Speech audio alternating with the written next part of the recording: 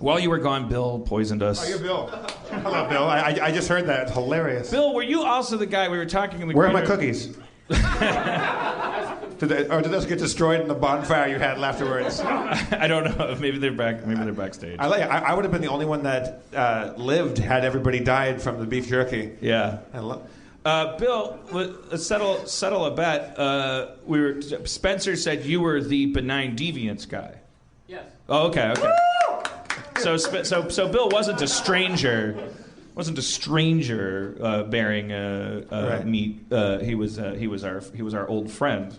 Did you call up the supplier, or was that neglect on your part? Did you just leave it out too long, or was that like? Yeah, it waited too long because I had to miss a show. Ah, he's blaming us now. No, it was me. Oh, you had to miss a show. Yeah. Oh, okay. Well, we all made it. It was very funny. Yeah, I mean, what was your emotional takeaway from all that? It sounded like there was kind of a roller coaster of whether or not you were a good person or a bad person. Or... In the moment, I sort of shut down. In the moment, I sort of shut down, but then when I heard everybody applauding when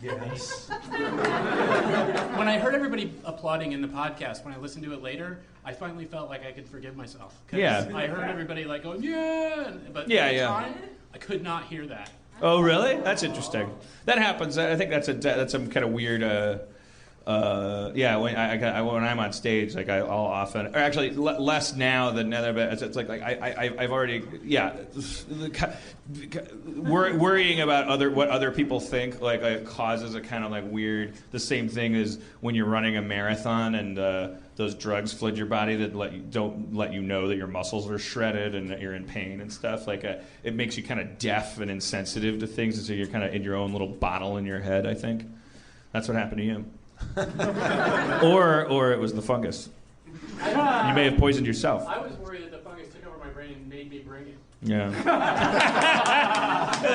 after the show, I crawl up on the fire escape to get as close as possible to the sun, and then just a leaf comes out of my head.